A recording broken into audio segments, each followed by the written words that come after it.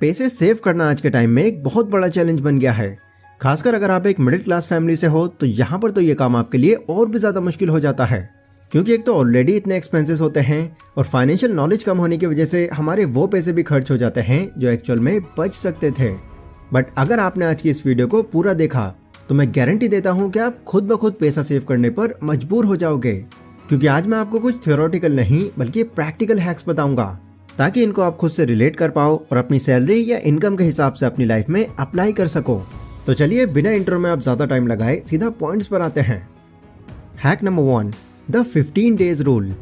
ये रूल कहता है कि जब भी आपको कोई ऐसी चीज़ दिखे जिसे देखते ही आपको उसको खरीद लेने का मन करे, तो ऐसे में उसे फौरन खरीदने की जगह बस आपको अपने आप को सिर्फ 15 दिनों तक रोक कर रखना है। मतलब 15 दिनों तक आपको वो चीज़ खरीद लेने से खुद को कैसे भी करके बचाना है। ऐसा करने से आपके माइंड में कुछ कमाल के चेंजेस होते हैं।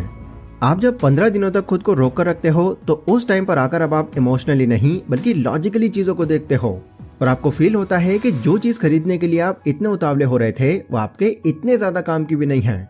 क्योंकि नॉर्मली हम किसी भी चीज़ को खरीदने के लिए तब ज़्यादा उतावले हो जाते हैं जब या तो उस पर कोई सेल चल रही हो, या आपने वो चीज़ अपने किसी फ्रेंड के पास देख ली हो, या फिर आपको ये किसी दूसरे इंसान ने रिकमेंड कर दी हो।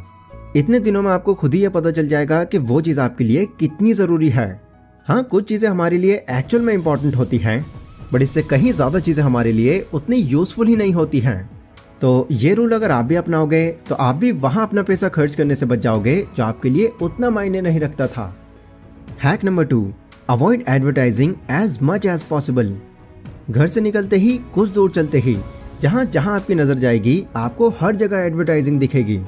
कोई मार्केट हो, कोई पोल हो, कोई चौराहा हो, या फिर एक सिंपल सा बोर्ड ही क्यों ना हो, किसी न किसी चीज़ का आपको वहाँ पर प्रचार ही छपा हुआ मिलेगा। आप मान सकते हैं कि आज के टाइम में ये सब चीज़ें अवॉइड कर पाना बहुत ही ज़्यादा मुश्किल है।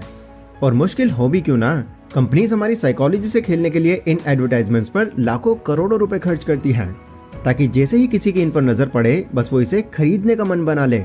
लेकिन अगर आप एक ऐसे इंसान हैं जो अपने इमोशंस पर कंट्रोल करना जानते हैं तो किसी भी तरह के एडवर्टाइजमेंट को आप स्मार्टली बहुत आराम से अवॉइड कर सकते हो, वो भी बिना ज़्यादा सोच विचार किए। अगर मैं अपना पर्सनल एक्सपीरियंस बताऊं तो मैं भी कुछ टाइम से अपने इमोशंस पर कंट्रोल ही नहीं कर पा रहा था। मैं पहले तो हड़बड़ी में कोई भी फैसला ले लेता और फिर बाद में जाकर पछताता, लेकिन क्योंकि शुरू से ही मैं एक बुक लवर रहा हूँ तो इस चीज़ का सोल्यूशन भी मैंने बुक्स में ही ढूंढना शुरू किया। थोड़ी बहुत रिसर्च करने के बाद मुझे कोको एफएम पर एक बहुत ही यूनिक ऑडियो बुक मिली जिसका नाम था इमोशंस को कैसे कंट्रोल करें। ऑनेस्टली इस बुक की बातों को जानने के बाद मेरा चीज़ों को देखने का नज़रिया ही चेंज हो गया, क्योंकि अब मैं अपने इमोशंस पर इतना कंट्रोल कर पा रहा था कि जब भी कोई डिसीजन लेने की बात आती तो वहां पर भी मैं अपने इमोशंस के बेस पर नहीं बल्कि लॉजिक्स के बेस पर ही कोई फैसला लेता। ये ऑडियो बुक मैं आपको भी रिकमेंड कर रहा हूँ, ये आपकी लाइफ चेंज कर सकती है, जिससे आप भी हर मामले में इमोशनली नहीं बल्कि लॉजिकली डिसीजंस ले पाओगे। अगर आपको इमोशंस के ऊपर कोई एक बुक पढ़ने का टाइम नहीं है तो आप इसकी ऑडियो बुक को कोको एफएम पर सुन सकते हैं, कुछ और काम करते हुए भी, स्लीप मोड फीचर ऑन करके या फिर कार ड्राइव करते वक्त भी। कोको एफएम जिनको नहीं पता उनको मैं बता दूं कि ये इंडिया का एक ऑडियो शो प्लेटफॉर्म है जिनके लगभग 2.5 मिलियन से भी ज़्यादा पेड यूजर्स हैं। और जैसे कि मैंने बताया कि मैं खुद भी इस ऐप को यूज़ करता हूँ और बहुत सारी ऐसी बुक्स की नॉलेज भी मैंने इस ऐप से ली है जिन्हें मैं फिजिकली रीड नहीं कर पाया। और अभी रिसेंटली इसमें कुछ न्यू फीचर्स ऐड हुए हैं जो आपके इस लर्निंग एक्सपीरियंस को और एनहेंस कर देते हैं, जैसे कि drive mode feature, saving notes का फीचर और स्लीपिंग टाइमर का फीचर। वैसे इसकी जो मंथली मेंबरशिप है वो 99 रुपीज़ की है, बट क्योंकि कोको एफएम पर एक बहुत ही स्पेशल ऑफर चल रहा है जिसमें आपको इनकी पहले महीने की मेंबरशिप पर पूरे 50% का ऑफ मिल सकता है। बस डिस्क्रिप्शन में मैंने आपको जो लिंक दिया है इसे क्लिक करके जैसे ही आप इस ऐप पर जाते हो तो यहाँ पर आपको कूपन कोड सेक्शन में DH50 नाम से ये कोड ऐड करना है। देन इमीडिएटली ये पहले महीने की मेंबरशिप 99 से घटकर सीधा 49 हो जाएगी।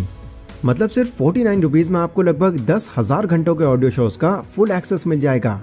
और ये प्राइस अगर आप गौर करो तो एक कॉफ़ी के प्राइस से भी कम है।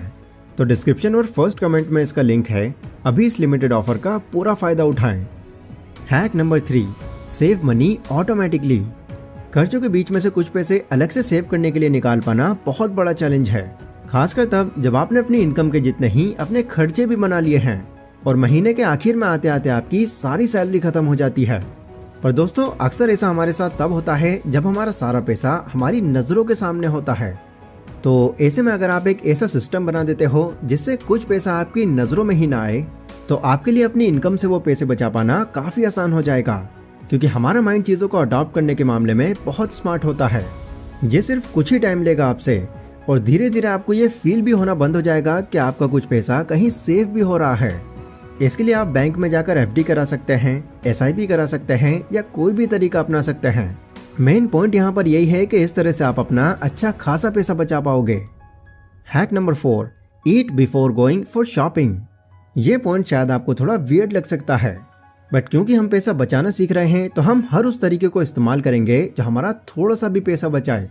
आपके साथ कितनी बार ऐसा हुआ है कि आप बाहर कुछ खरीदने गए, बट रास्ते में आपको किसी डिलीशियस फूड की खुशबू ने रोक लिया।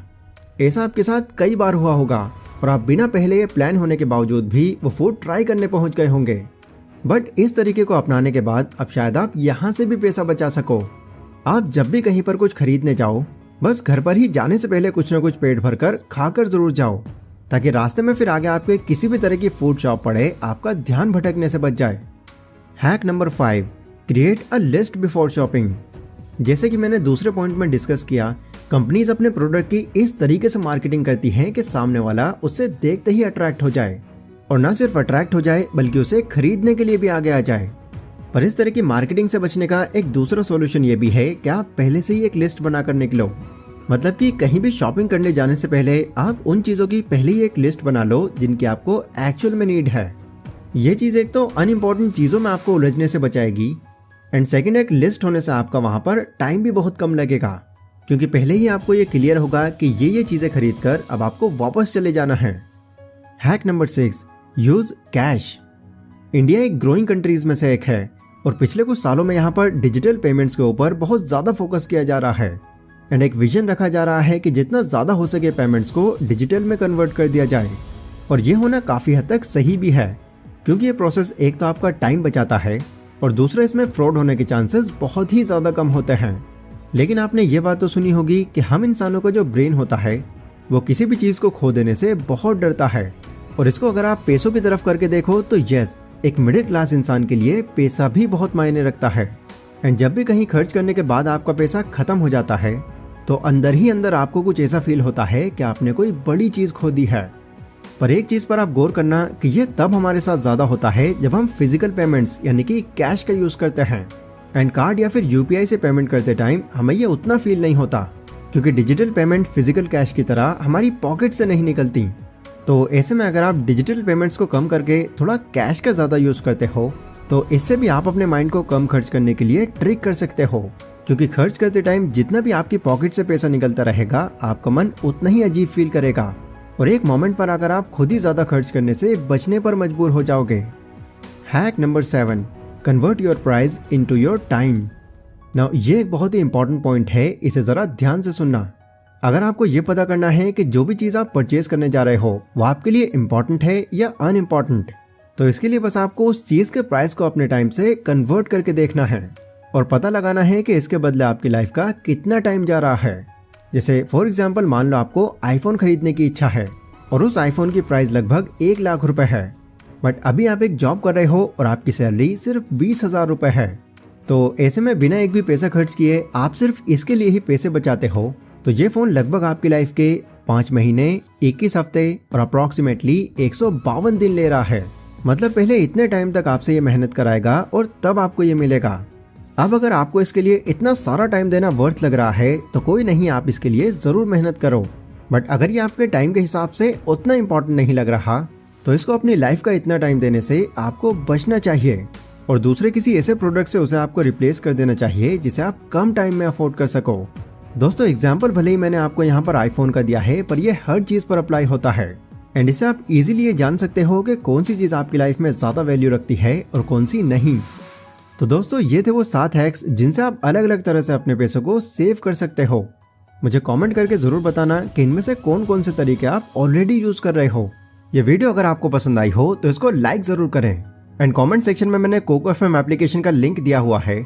अपने इमोशंस पर अपना कंट्रोल पाने के लिए इस ऑडियो बुक को ज़रूर चेकआउट करना, क्योंकि ये जितने भी पॉइंट्स मैंने आपको बताए हैं वो कहीं ना कहीं तभी पॉसिबल हो पाएंगे जब आपका अपने इमोशंस पर कंट्रोल होगा। लिंक वीडियो के डिस्क्रिप्शन और पिन कमेंट में है। तो फिलहाल आज की इस वीडियो में बस इतना ही। मिलता हूँ आगे आपसे नेक्स्ट वीडियो में, तब तक के लिए stay safe, stay healthy, take care.